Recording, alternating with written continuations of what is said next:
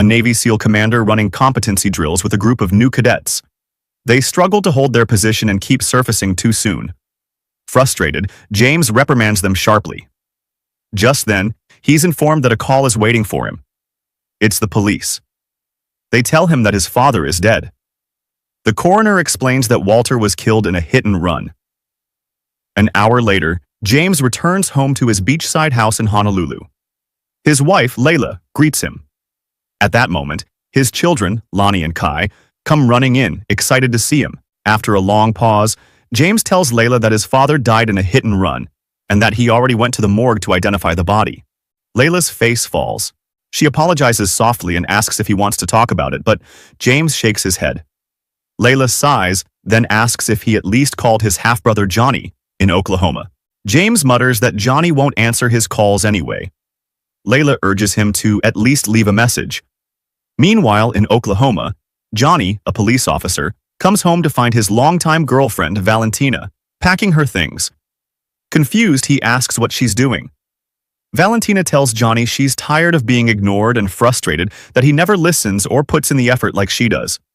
She reminds him she's a grown woman managing a bank, while he wastes his time riding around on the bike instead of working. Then she asks him, "Do you even know what today is?"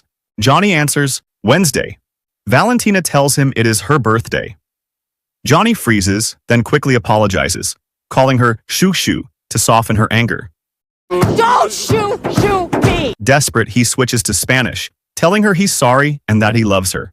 For a moment, Valentina kisses him, but then slaps him, sharply reminding him that today is Friday and that she speaks Portuguese, not Spanish, because she's from Brazil. Johnny mutters that he didn't see the difference, as Portuguese is basically drunken Spanish. That night, he starts drinking while looking at the pictures of Valentina. Then he gets a call from Layla Hale. She introduces herself as James's wife and says it's kind of crazy that they never met. Johnny agrees. She then tells him that his father passed away yesterday. Johnny, after a moment of silence, admits that he assumed he had died years ago. Layla tells him the funeral is tomorrow, and they hope he will come. Johnny dryly says, "So James couldn't call me himself?" Layla reminds him that he and James have a complicated history with shared trauma. He tells her she sounds like a shrink. She admits she is a child psychologist. Johnny says he isn't a child and that he hardly talked to James in 10 years, and he hasn't been to Hawaii in 20 years. At that moment, two guys enter the bathroom. One of them ends the call and asks Johnny about the package his father sent him. Johnny points out that he hadn't talked to his father since he was a kid, and that he would never have sent him any package. Then one of them shows him his tattoo and asks what he sees. Johnny replies that it looks like a badly drawn horse. "It is a dragon, asshole," the man corrects him. Johnny, confused, asks, "Asshole dragon?" The man presses the knife. Johnny amends and says, "Yakuza, Japanese syndicate."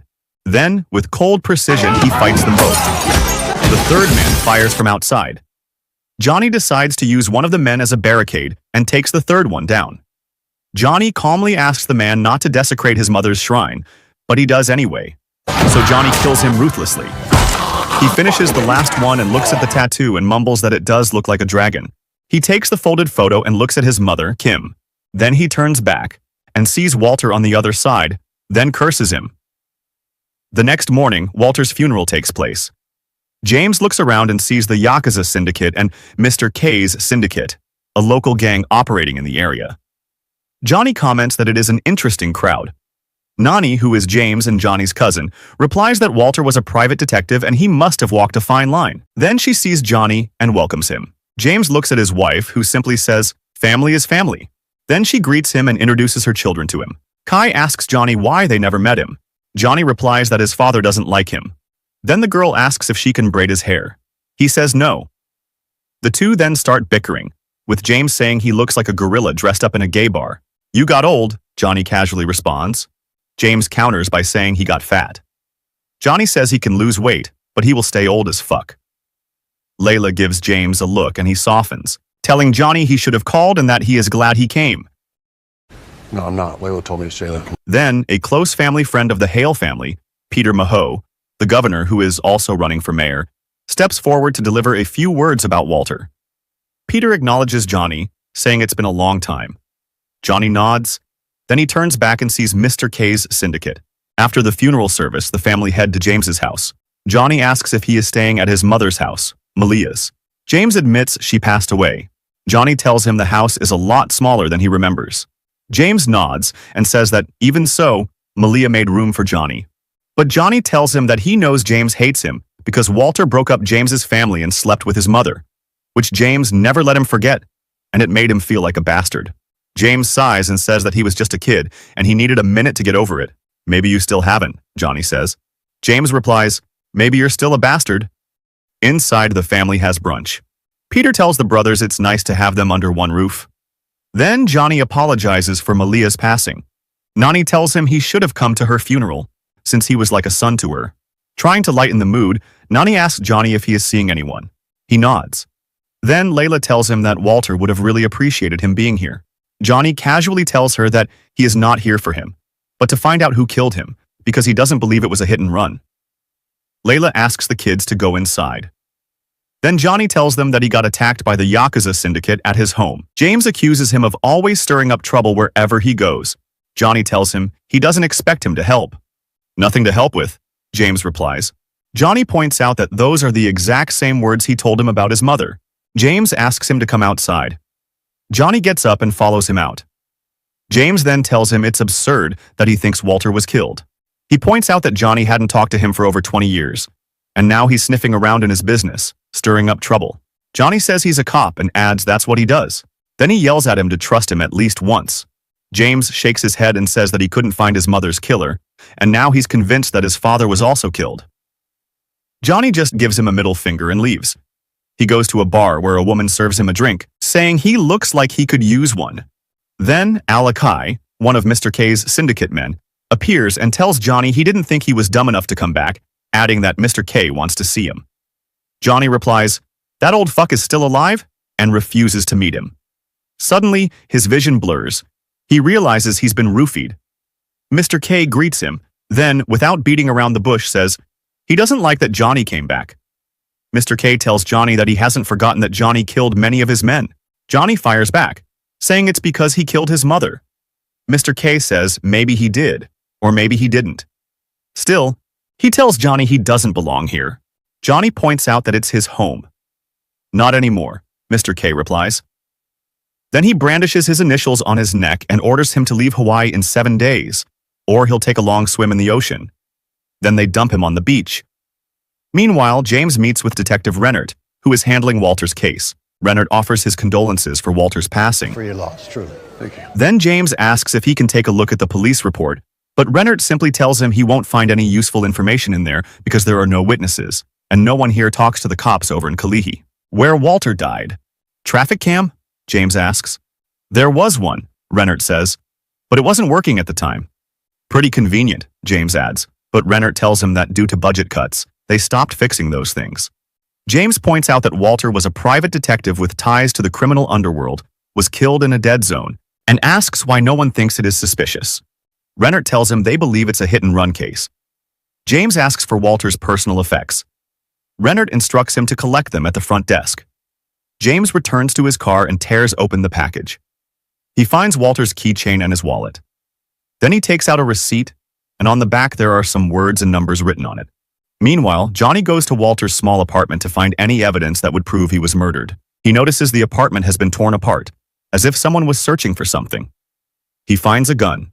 Then he hears footsteps and hides. The person enters and starts rummaging through the drawer. Johnny steps out and the man runs away. He gives chase and eventually catches him and punches him in the nose. The man cries out, asking for help. Nobody help me! It's all right, I'm a cop. James demands to know who he is and why he's trying to rob Walter's apartment. The man protests, saying Walter was like a father to him. Johnny counters that Walter wasn't a father to anyone. The man asks, how would you know? Johnny admits he is Walter's son. The man's face lights up. You're Johnny. The man then reveals he worked for Walter, hacking emails, tapping phones, and taking compromising photos for blackmail. When Johnny asks who would want Walter dead, he replies, a lot of people. After all, he was a private detective. Johnny asks him what the last job Walter had him do was. The man says it was getting a job with Nui Loa, a high-end catering company. Johnny is confused about why Walter would ask him to get a job there. Then he asks for his name. The man replies, Pika. Johnny tells Pika he will be working for him from now on, then rotates his nose to fix the bone. On the other side of Hawaii, James reaches the spot where Walter was killed. He looks around and finds a CCTV camera in front of a strip club. He goes inside and asks the employee to take a look at their security footage. He places some money on the table. The employee calls his boss. James puts down extra cash and asks if he can see the footage from a couple nights ago. They refuse, so he beats them up. Back with Johnny, Pika complains that twisting his nose didn't help. Johnny tells him to drink some beer. Then he notices a surfboard and asks Pika if Walter ever surfed. Pika shakes his head and says, Walter had a bad knee. Johnny points out that the fins are installed wrong. As he adjusts them, something slips loose and drops to the floor. He picks it up and realizes it is a site plan with a government seal on it. He immediately calls his cousin, since she is an assistant to the governor. Johnny tells her he found a site plan with a government seal hidden inside a surfboard in Walter's apartment, but admits he has no idea what it's for. Nani tells him she can access the government database once she gets back to the office. She asks Johnny to text her the 8-digit file number printed on the plan. Just as Pika gets up to head to the hospital, James bursts in with his gun drawn. He looks at Pika and asks who he is. Johnny replies that Pika was Walter's assistant and asks James what he's doing here. Same thing as you, James answers. Then he pulls out a flash drive and shows them footage of a blue van slamming into Walter and speeding off without stopping. The van also doesn't have a plate. James turns to Pika and asks for the name of the caterer again. Nui Loa, Pika answers. And who is he? James asks. Johnny quickly fills him in and asks Pika for a list of every event they've catered in the past 2 weeks, and to keep an eye out for anything coming up soon. An hour later, James and Johnny leave the apartment together. That's when they're ambushed by members of the Yakuza syndicate. James and Johnny fight back as chaos erupts in the street. Gunfire breaks out. In the middle of the exchange, Johnny sets a gang car on fire, but the flames also spread and destroy James's car. James is furious. Johnny shrugs. I just saved your life. You're welcome. At the station, Detective Rennert is far from pleased with the duo for taking out 4 Yakuza men. He looks at Johnny and assumes he is James's brother from Oklahoma, the cop. Johnny nods in acknowledgement. Rennert then says he is not exactly a cop now because Johnny is suspended with pay and pending an investigation for excessive force. James turns to Johnny and asks him to explain. But Johnny looks genuinely surprised and says, Wait, I'm getting paid? James then hands Rennert the security camera footage and informs him that the vehicle which hit Walter is a blue van visible in the clip. Rennert asks how he got it. By doing your job, Johnny replies. Then he warns them to stop doing this wrecking crew nonsense. The next morning, Johnny wakes up to Lonnie braiding his hair. Later, he heads downstairs and spots a sleek bike in the garage and decides to try it until James walks in and snaps at him to get off his bike. Johnny shrugs and says he's thinking about checking out the Roboshow construction site, but James still tells him to get off. Then he asks Johnny why he got suspended. Johnny hesitates, then admits the truth. He shot a meth dealer who was selling drugs to kids. James nods, then pulls the cover off another bike, one that belonged to their father, Walter. Together, they ride to the construction site. Johnny tells the brothers that she tracked down the original architect and that the site plan is actually for a property on the east side of the island, up north. The project was commissioned by the Roboshow firm. Johnny asks who that is. Nani explains that Marcus Roboshow is a major developer, hotels and resorts across Hawaii, Asia, and Europe. She adds that his family controlled the island's sugarcane industry for generations. James studies the plan again and points something out. This is for a casino.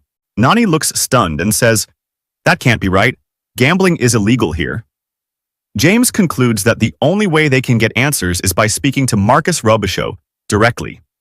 Nani tells them Marcus is hosting his annual fundraiser for the art museum tomorrow.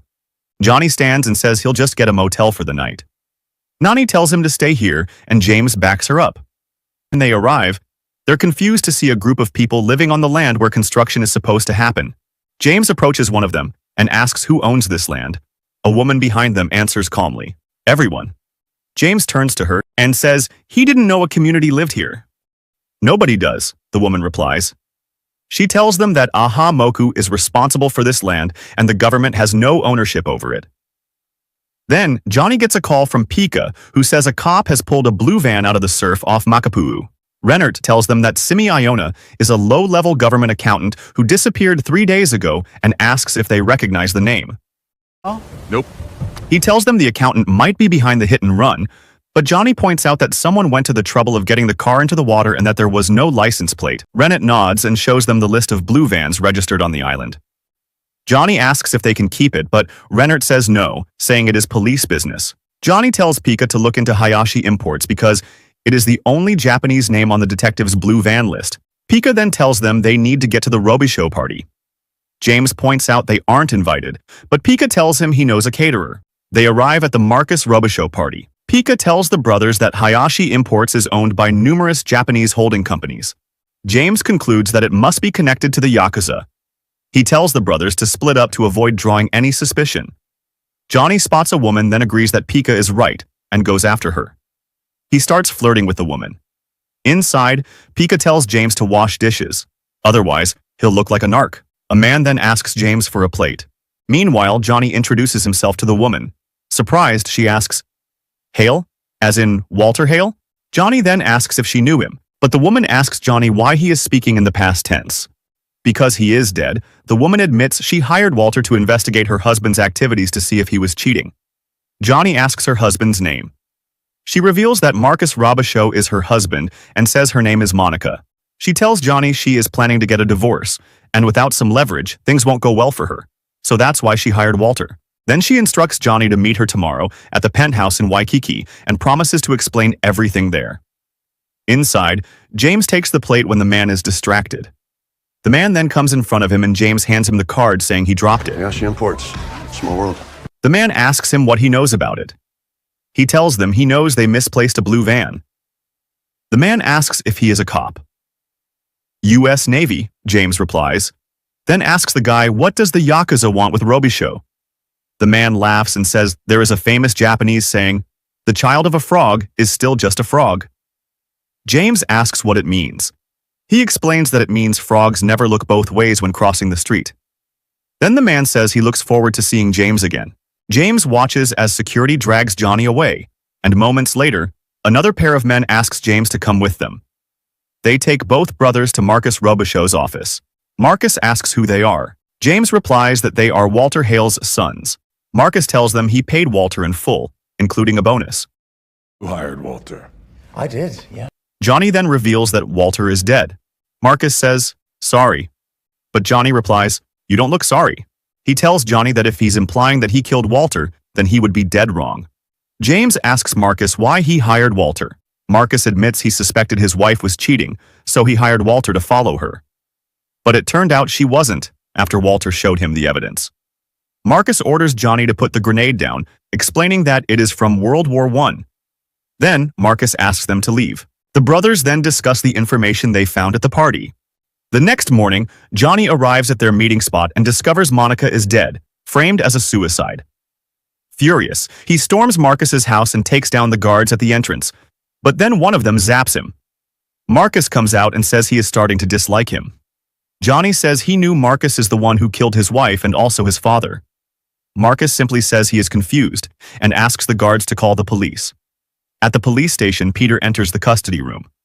Johnny assumes James called him, but Peter shakes his head and says Nani did. He sighs and tells Johnny that he convinced Marcus to drop all the charges.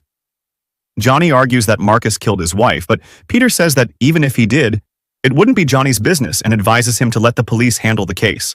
Then, Peter tells Johnny that he loved Walter, but admits there was a darkness in him that led to the destruction of the good things in his life, like Maria and Kim, and even affected Johnny and James.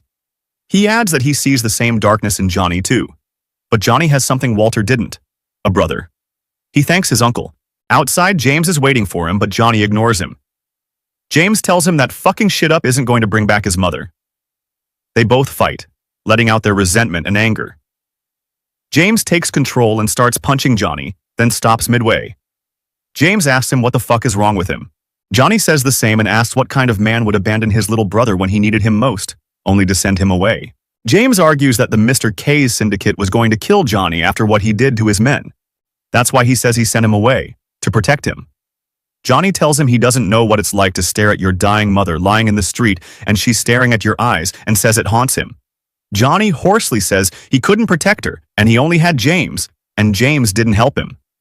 James apologizes to Johnny, saying that he shouldn't have given up on him. Then he asks why Johnny is chasing after Walter's killer when Walter wasn't a father to him. Johnny says he couldn't find his mother's killer, but at least he wants to find who killed his father, saying someone has to give them justice. They got me too, James adds, and says Johnny does too. At home, Layla scolds them. Johnny tells her that James started it. She looks at James and reminds him that he's supposed to be the adult here. James pulls his wife close. Just then, Johnny receives a call from his girlfriend and shows it to them. Valentina asks why the house is a crime scene, and James admits he had completely forgotten about it. She brushes it off, saying she doesn't care, and explains that she stopped by to collect her mail, and mentions that Johnny has a package from Hawaii. He asks her to see what it is. She says it's a thumb drive. He then asks her to deliver the package to Hawaii. Furious, Valentina reminds him that he didn't want to go to Hawaii when she wanted to go. In the end, he convinces her, and she arrives in Hawaii. Johnny tries to hug her, but she dodges and tells him she's only here for a day. "Is that your brother?" Valentina asks. James nods and introduces himself. She comments that he looks like Johnny, but smarter. Then she hands him the drive. James says he likes her. In the car, Valentina doesn't believe that Johnny's estranged father, Walter, was killed over the drive. Pika connects it, but says he can't access it because of a banking firewall. Valentina explains that it's a cold wallet, digitally encrypted, and that the drive serves as the key. Johnny assumes that whoever owns the account needs the drive to access the money, and suggests that if Pika can hack it, they'll get the funds and uncover the owner's identity. Valentina nods, but explains that he can't do that without a seed phrase, a randomly generated set of 12 words known only to the account holder. James then hands over a receipt and tells Pika to try these words. Johnny looks at James and he explains that it was found among Walter's personal belongings. Just then, a helicopter swoops in overhead and opens fire. Johnny shoots back at the chopper. Valentina tells James to let her drive, and he agrees. Valentina manages to drive seamlessly amid the bullets and traffic. Then, a motorbike chases after them. Valentina runs them over, but the two riders grab onto the car. James takes care of one while Johnny handles the other. They both manage to kill them. James then turns his attention to the helicopter, taking out the men inside. The chopper spirals out of control and veers toward them, but Valentina narrowly steers them to safety. James is worried since he damaged his wife's car. That's not that bad, bro. Pika informs them he got in. Valentina takes a look and says, $12 million have been going into the same account for 3 years. The money went through several offshore accounts and she finally manages to see who it went to. It's Peter Momoa. She asks if they know him. Pika tells her he is the governor. Johnny and James finally put the pieces together. Robichaux needed someone to legalize gambling so he can build a casino on Hawaiian homeland. For $12 million, he buys himself a governor and then brings in the Yakuza for extra muscle. But Walter was digging for dirt on Marcus because Monica Robichaux hired him, and he stumbled upon Robichaux's plan. So Walter found Simi Iona to download all those dirty transactions, maybe to blackmail or whistleblow. Either way, he gave Peter the drive. James says Peter must have figured it out, so he called Robichaux, and Robichaux called the Yakuza, who tortured the accountant until he gave up Walter's name. They return to the house. James calls his wife, but her phone rings inside. Alarmed, he searches the rooms and finds the children hiding in the bathroom, terrified. Kai tells him that some men took their mother. James hands the kids over to Valentina. Moments later, Johnny receives a video call from Marcus. Marcus reveals that he has Layla and Nani and demands the drive in exchange for the girls' lives. James then takes Johnny to a secret weapons room. He tells him to stock up the bag. They begin picking out guns. That night, they reach Marcus's place, and the duo take out the guards with cold, ruthless precision. They make it to the front door and eliminate the remaining security. James shoots at one of the men inside, but the glass appears bulletproof. He takes him down anyway. Suddenly, the power goes out. Marcus assumes the boys have arrived and orders one of his men to check. The man sees the wires have been cut, then spots all the dead bodies. Before he tries to warn Marcus, Johnny kills him and casually greets Marcus, saying he'll see him in a second. Marcus orders the Yakuza to handle the situation. The gang members step outside, only to be ruthlessly taken down by James, who takes them down with lethal efficiency. The two of them reach the basement and free the girls. Nani tells them that Marcus ran outside. James escorts the girls out, but Layla urges him to go back and fight alongside Johnny. He returns and is immediately attacked by one of the Yakuza gang members. A brutal fight erupts. Meanwhile, Johnny stops Marcus from escaping, and the two engage in a fierce one-on-one battle. Inside, James manages to kill the man, but Johnny is badly beaten by Marcus. Marcus grabs the gun and admits to killing Walter, sneering that Johnny is nothing. He raises the gun to finish him. Then, Johnny pulls out the grenade he swiped earlier. It detonates. At that moment, James rushes to save his brother, diving into the water and pulling him to safety. Eventually, Peter Momoa is arrested. The family finally enjoys time on the beach. Johnny begins to let go of his anger for not saving his mother and comes to terms with it. Then, Mr. K arrives and comments that Johnny is still on the island. "It's my island too," Johnny says. Mr. K nods. "Everything's cool now," he says. He praises them for stopping the gambling scheme before it could happen and admits he already knew about it but chose not to intervene, refusing to start a war with Yakuza. "So you let us fight them?" Johnny asks. Mr. K nods. He then gives Johnny the name of the man who killed his mother, clarifying that he isn't part of his syndicate. He shows the name to James. He tells Johnny that whatever he decides to do, he has his back.